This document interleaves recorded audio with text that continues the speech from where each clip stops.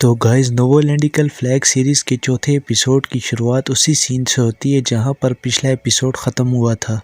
यहां पर हमें मास्टर ली को दिखाया जाता है जो कि कुछ लोगों की तरफ जा रहे थे। वो लोग उसूले के बारे में बात कर रहे थे कि कैसे ही उसके पैदा होते ही उसकी माँ मर गई, जिस वजह से लोगों ने उसे डिज़ास्टर मान लिया था। और जब जेंग चुएन उसे अपने साथ ले गया तो उसका पूरा का पूरा साम्राज्य ख़त्म हो गया। उनमें से एक बंदा कहता है कि अब वो यहाँ पर वापस आ गया, यानी कि हमारा हाल भी वही होगा। ये सब सुनकर मास्टर ली को बहुत ज़्यादा गुस्सा आता है और वो गुस्से में उनको बोलते हैं कि आइंदा के बाद अगर तुम लोगों के मुंह से ऐसी बात निकली तो तुम्हारी ज़ुबान खिंचवा कर कुत्ते के आगे डाल दी जाएगी। और इसके बाद असूले को दिखाया जाता है जो कि शुमा के पास आके उसको खाना खिलाने की कोशिश करता है, लेकिन यहाँ पर रसूमा दुखी होने की वजह से कुछ भी खाना नहीं चाहती थी। और तभी असूले के पास ग्रैंड मास्टर आते हैं और कहते हैं कि मुझे तुमसे अकेले में बात करनी है, और उसको बताते हैं कि आज से 13 साल पहले 3 मेट्रॉइट होली माउंटेन्स पर गिरे थे और लोगों को लगा कि अब डिज़ास्टर का फिर दोबारा जन्म होने वाला है और उसी वक्त पैदा हुए तुम। अब असूले कहता है कि इसी वजह से मुझे डिज़ास्टर स्टार कहा जाता है। अब वो बताते हैं कि उस वक्त तुम्हारी जान जेंग जुएन ने बचाई थी क्योंकि उसको यकीन था कि तुम डिज़ास्टर स्टार नहीं हो। और इसके बाद वो वक्त भी आया जब जेंग जुएन तुम्हें संभालने के काबिल नहीं था और उसको खंजर दिखाते हुए कहते हैं कि तुम इसको पहचानते ही होगे। और जेंग जुएन ने न सिर्फ तुम्हारी जान बचाई थी बल्कि तुम्हारे फादर को भी उसी ने पाला था। ग्रैंड मास्टर बताते हैं कि जब तुम्हारे फादर तुम्हारी उम्र के थे तो मुझे और तुम्हारे ग्रैंड पा को यहाँ से निकाल दिया गया था और रास्ते में लुटेरों ने हमसे बड़ा बुरा सलूक किया और जिसकी वजह से तुम्हारी दादी ने उसी जगह सुसाइड कर ली थी और तुम्हारे फादर भी मरने वाले थे। लेकिन ऐन वक्त पर जेंग जुएन और उसकी माँ ने आकर लू शेंग की जान बचाई थी और उनका राज्य वापस दिलाने में भी मदद की और इसी तरह लू शेंग यहाँ का महाराजा बन पाया। और ये सब कुछ जेंग जुएन की ही देन है। उसने कसम खाई थी कि वो हमेशा राजा की हिफाजत करेगा और इन दोनों के बीच बहुत गहरी दोस्ती भी हो चुकी थी। अब जेंग जुएन ने यह फैसला किया कि वो अपने कबीले के साथ ही रहेगा। इसके बाद हमने बहुत सारी मुश्किलों का सामना किया और इसी वजह से जेंग जुएन को एक गद्दार तस्वर किया गया। और चाहे कुछ भी हो, तुम्हारे फादर के दिल में जेंग जुएन अभी भी एक भाई की तरह होगा और उसके दिल में जो दर्द है उसे कोई भी समझ नहीं सकता।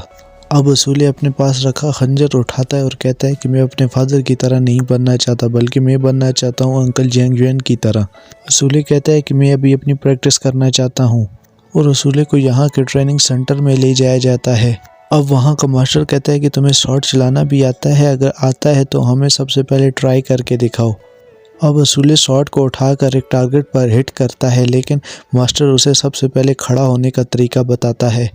अब वो तलवार चलाने लगता है, लेकिन अभी भी उसको सारे के सारे पल याद आ रहे थे, जैसे उसकी माँ को मार दिया गया, उसकी सिस्टर को उसके आंखों के सामने मार दिया गया।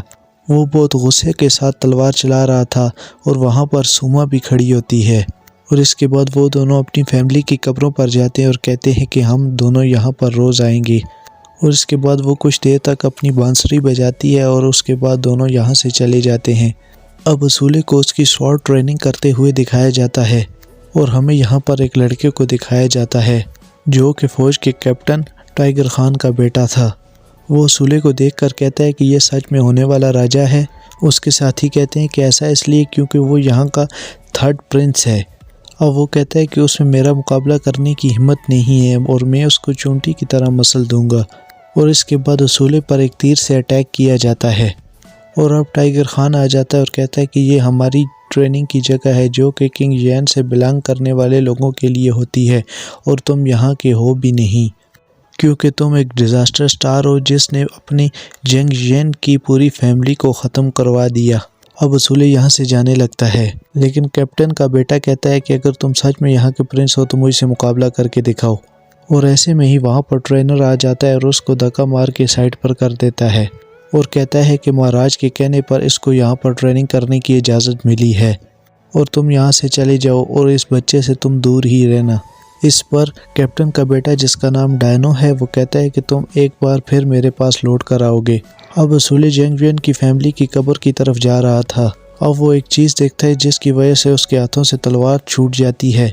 वो देखता है कि सुमा की सारी चीज़ें बिखरी पड़ी हैं। वो समझ जाता है कुछ न कुछ गड़बड़ ज़रूर है और वो सुमा को आवाज़ मारने लगता है। और कुछ देर बाद जब वो वापस लौट कर आता है तो वो सुमा को देखता है जिसकी बांसुरी टूट चुकी थी और वो यहाँ पर बैठकर रो रही थी। और क्या आप में से कोई बता सकता है कि सुमा के साथ ऐसा किसने किया होगा? और इस सीरीज़ का नेक्स्ट एपिसोड देखने के लिए इस चैनल को सब्सक्राइब कर दें और बेल आइकन को भी दबा दें और साथ में इस वीडियो को लाइक करना ना भूलिएगा। और अब हम मिलते हैं नेक्स्ट एपिसोड में।